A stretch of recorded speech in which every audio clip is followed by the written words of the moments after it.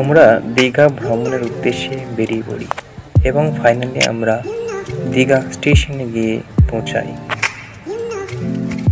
তারপর আমরা বিচে পৌঁছাই এবং এনজয় করি।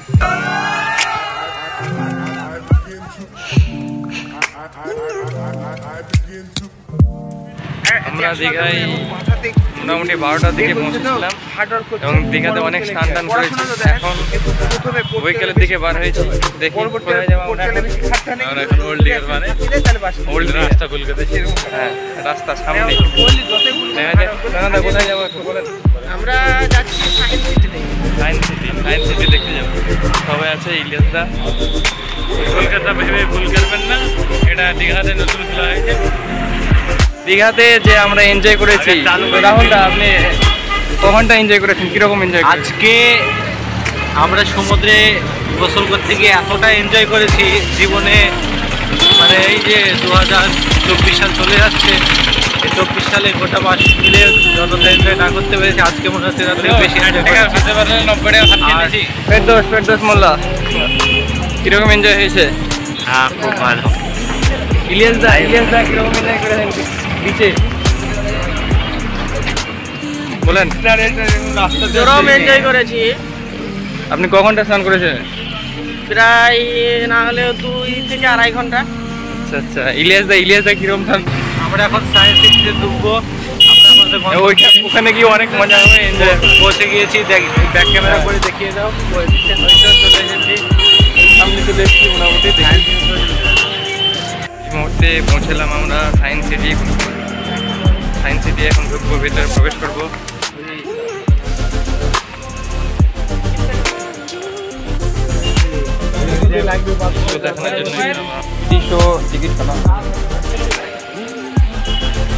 দীঘা বিজ্ঞান কেন্দ্র, সায়েন্স সিটি দীঘা। আমরা টিকিট কাটার পরে ভেতরে প্রবেশ করেছি।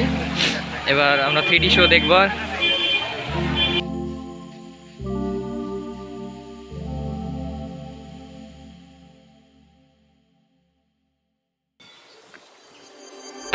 সেল প্রস্তুচ্ছেদ,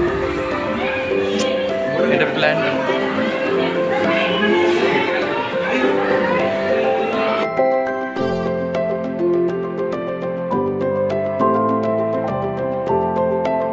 থ্রিডি আর্ট এখানে ঢুকলাম।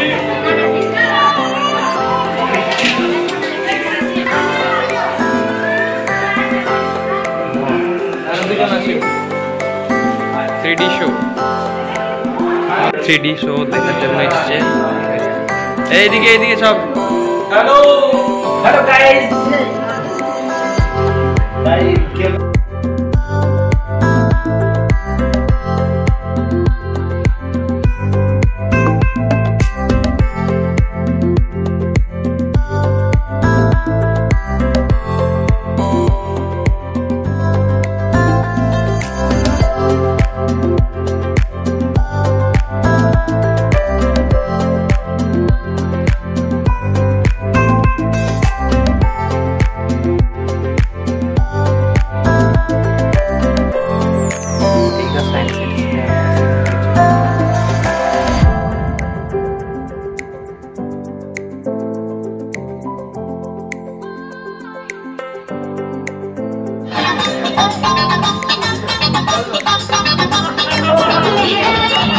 রাত্রিবেলায় সমুদ্রের যে ঢেউয়ের আওয়াজ, তাতে আমাদের মন জুড়ে যায়।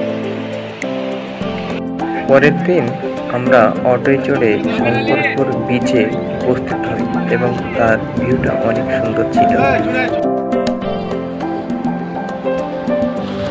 আমরা এখন শঙ্করপুর যে বিচ রয়েছে এখানটায় রয়েছে। আমার পেছনে ভিউটা অনেক সুন্দর। এই যে বালির চর একটা জায়গায় দারুণ লাগছে। আমরা এখন দীঘা ছেড়ে বাড়ির উদ্দেশ্যে পাটনা একে আমাদের যে পাটনা থেকে হাজির হচ্ছে স্টেশন দীঘা। জুবাইর, এদিকে